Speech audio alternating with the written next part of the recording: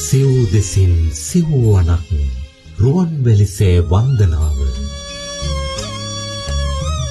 පූජනීය ආර්ය මහා සංඝරත්නය 500 නමක්, ගෞරවනීය මෙහෙණින් වහන්සේලා 300 නමක්, 5000කට අධික උපාසක උපාසිකාවන් පිරිසක් නොවැම්බර් මාස 23 වෙනිදා ඉරිදා උදෑසන 6 සිට රුවන්වැලිසේ මළුවේදී මෙම ගෞතම සම්මා සම්බුද්ධ ශාසනයේදීම දහම්මැස පහළ වේවායි ප්‍රාර්ථනා කරගෙන සිව්දිගින් සිව්වනක් මහා පිරිස එකතලයේ තබා රුවන්වැලි සෑරජුන් අභියස පවත්වන මෙම අදිෂ්ඨාන මහා පෙළහරට සහභාගී වී අපි ප්‍රාර්ථනා කරමු මේ සම්මා සම්බුද්ධ ශාසනය අපිට අත නොහැරේවා, මග නොහැරේවා.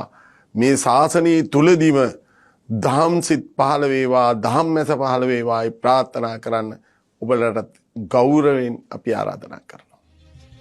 උපෝසත අෂ්ටාංග ශීලය සමාදන් කරවීම, සම්බුද්ධ පූජාව, සද්ධර්ම දේශනාව, පිරිත් සජ්ජායනය, මහා අදිෂ්ඨාන පූජාව මේ ගෞතම සම්මා සම්බුදු සසුනේම දහම් මැස පහළ වේවායි පතමින් සිව්වනක් මහා පිරිවර සමග රුවන්වැලිසේ මහරදුන් අභියස පවත්වනු ලබන මහා අදිෂ්ඨාන පෙළහරට ඔබත් සහභාගී වී දුර්ලභ සම්මා සම්බුදු සසුන අත නොහැරෙන, මග නොහැරෙන උතුම් ප්‍රාර්ථනාව සිදු කිරීම පිණිස ඔබ සැමට ආරාධනා.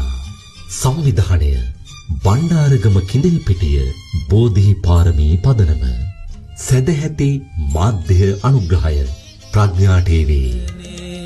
වදිනු මැන නිදුකා